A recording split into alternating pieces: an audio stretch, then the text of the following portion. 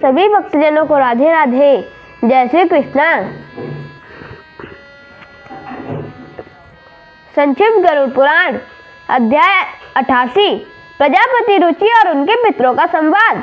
सूत जी ने कहा, भगवान हरि ने ब्रह्मा और भगवान शिव को 14 मनवंतर जो वर्णन सुनाया था, मैंने आपको वह सुना दिया। अब मार्कंडे जी ने कौंत्रिक की मणि को जो पितृ स्तोत्र सुनाया था, वह आप सभी को सुना रहा हूँ। आप सब उसे श्रवण करें। मार्कंडे जी ने कहा, प्राचीन काल में रुचि नामक प्रजापति माया मोह को छोड़कर निर्भय होकर स्वरूप में शयन करते हुए निरअहंकार भाव से इस पृथ्वी पर विचरण करने लगे। उन्होंने अग्निहोत्र का परित्याग कर दिया, घर में रहना छोड़ दिया। वे एक बार भोजन करते और गृहस्थ आदि आश्रम के नियमों से रहित हो संग रहित होकर इधर उधर अकेले ही विचरण करते थे। उन्हें देखकर उनके पितृजनों ने उनसे कहा, हे वत्स, तुमने किस कारण दार परिग्रह विवाह नहीं किया? यह दार परिग्रह स्वर्ग एवं मोक्ष प्राप्ति का हेतु है। गृहस्थ आश्रम के बिना प्राणी को शाश्वत बंधन होता है, क्योंकि गृहस्थ समस्त देवताओं, पितरों, ऋषियों और याचकों की पूजा करके उत्तम लोकों को प्राप्त कराता है। वह देवताओं का स्वाहा एवं पितरों का स्वधा शब्द के उच्चारण से तथा अतिथि एवं भृत्यादि जनों को अन्य दान से संतुष्ट करता है। ऐसा ना करके तुम देव ऋण और हम सभी पितृजनों के ऋण से आबद्ध हो। मनुष्य, ऋषि एवं अन्य प्राणी जनों के लिए भी तुम प्रतिदिन ऋणी ही हो रहे हो। पुत्र उत्पत्ति, देव पूजा तथा पितृ तर्पण तथा संन्यास ग्रहण किए बिना ही तुम कैसे उस स्वर्ग को प्राप्ति की इच्छा कर रहे हो? हे पुत्र, इस अन्याय से तुमको मात्र कष्ट ही प्राप्त होगा। इससे तो मरने के बाद तुम्हें नरक की प्राप्ति होगी और दूसरे जन्म में भी कलेश ही होगा। रुचि ने पितृजनों से कहा, जीवन में परिग्रह ग्रहण करना अत्यंत दुख भोग, पाप संग्रह एवं अंत काल में अधोगति प्रदान करने के लिए होता है। ऐसा विचार करके ही मैंने स्त्री परिग्रह विवाह नहीं किया। क्षणमात्र विचार करने से ही अपने अंतःकरण में विद्यमान संदेह को दूर करने का उपाय किया जा सकता है। परिग्रह उस मुक्ति का कारण नहीं हो सकता जो निष्परिग्रह व्यक्ति प्रतिदिन विद्या के सद ज्ञानोपार्जन के रूपी जल द्वारा अपने आत्मा को निर्मल करता है। मेरे लिए तो वही श्रेष्ठ है। विद्वानों ने अनेक प्रकार के सांसारिक कर्म रूपी पंकज चिन्हों का वर्णन किया है।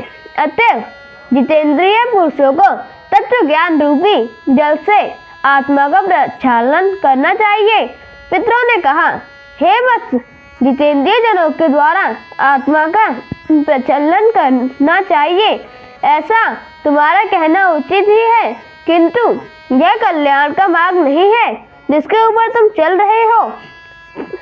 पंच यज्ञ, तप तथा दान के द्वारा अपने अमंगल को दूर करते हुए फल प्राप्ति की कामना से रहित किए हुए जो शुभ और अशुभ कर्म है, वे बंधन के हेतु नहीं होते, और जो पूर्व का कर्म है वह भोग से नष्ट हो जाता है। प्रारब्ध का जो पुण्य कर्म है वह सुख दुखात्मक भोग भोगने से निरंतर नष्ट होता रहता है। इस प्रकार विद्वजनों के द्वारा अपनी आत्मा का प्रक्षालन होता रहता है और कर्म बंधन से उसकी रक्षा की जाती है। अपने विवेक से रक्षित आत्मा पाप रूपी पंख से लिप्त नहीं होता। रुचि ने कहा, हे पितामह आदि पितृगण, वेद में कर्म मार्ग के प्रतिपादन के द्वारा अविद्या माया की परिपुष्टि की गई है। इसलिए आप सब कैसे मुझे उसी मार्ग में चलने के लिए प्रवृत्त कर रहे हैं? पितरों ने कहा, कर्म के द्वारा जो कुछ किया जाता है वह सब अविद्या है। ऐसे जो तुम्हारा कहना है वह असत्य वचन नहीं है, किंतु विद्या के सम्यक प्राप्ति में भी तो कर्म ही हेतु है।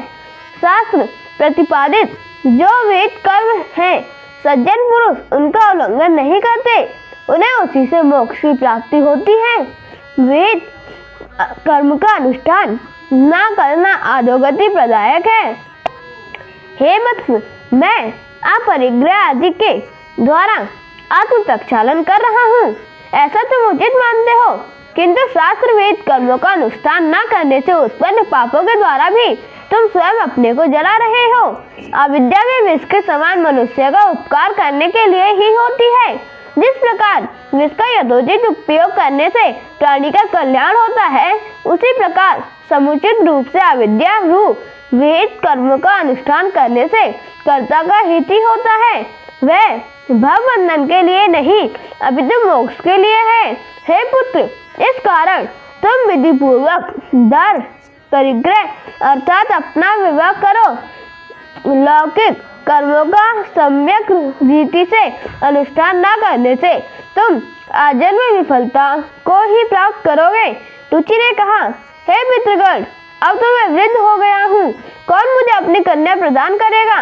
वैसे भी मुझ जैसे अकिंचन व्यक्ति के लिए दार परिग्रह अर्थात विवाह करना अत्यंत कष्ट साध्य है। पितरों ने कहा, हे वत्स, यदि तुम हमारे वचन का अनुपालन नहीं करते हो तो निश्चित ही हम सभी पितरों का पतन होगा और तुम्हारी अधोगति होगी। हे मुनि श्रेष्ठ, ऐसा कहकर उस प्रजापति रुचि के सभी पितृगण देखते ही देखते वायु वेग के झोंके से बुझे हुए दीपक के समान सहसा अदृश्य हो गए।